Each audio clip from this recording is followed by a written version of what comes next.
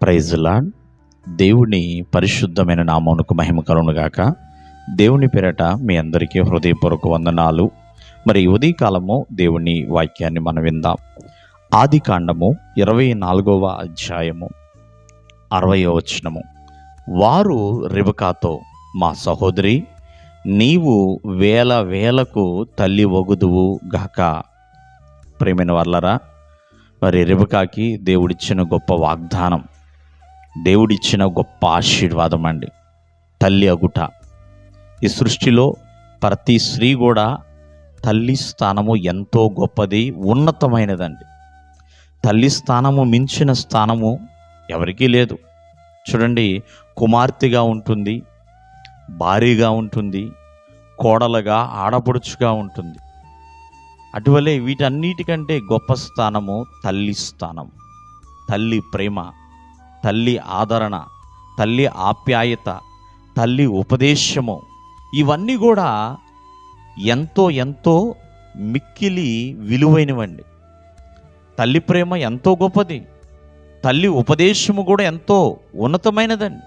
అందుకని బైబిల్ గ్రంథం సెలవిస్తుంది, నీ తల్లి ముదిమి దినమున విడిచిపెట్టొద్దు అని దేవుని యొక్క వాక్యం సెలవిస్తుందండి. తల్లి బోధను తోసివేస్తామేమో, తోసివేయొద్దు అన్నట్లుగా దేవుడు రిబకాకి అటువంటి వాగ్దానాన్ని దేవుడిస్తున్నాడు. వాస్తవంగా చెప్పాలంటే రిబకాకి వివాహం అయిన తర్వాత 20 సంవత్సరాలు బిడ్డలు పుట్టలేదు. మరి అటువంటి స్త్రీకి దేవుడిస్తున్న వాగ్దానం వేల వేలకు తల్లి వగుదువు కాక అని. అంటే రిబకా వర్ధిల్లింది, ఆత్మీయతలో ఫలించింది, శారీరకంగా ఫలించిందండి.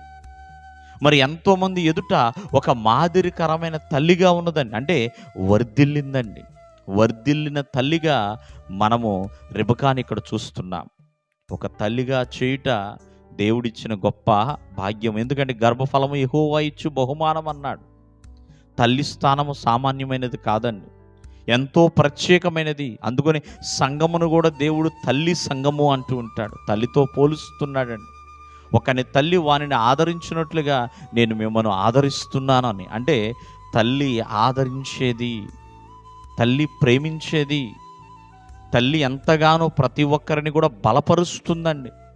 తన కుటుంబాన్ని ఎంతో జాగ్రత్తగా కాపాడుకుంటూ ఉంటుంది. తన బిడ్డల కోసం తన తల్లి ప్రార్థిస్తూ ఉంటుంది.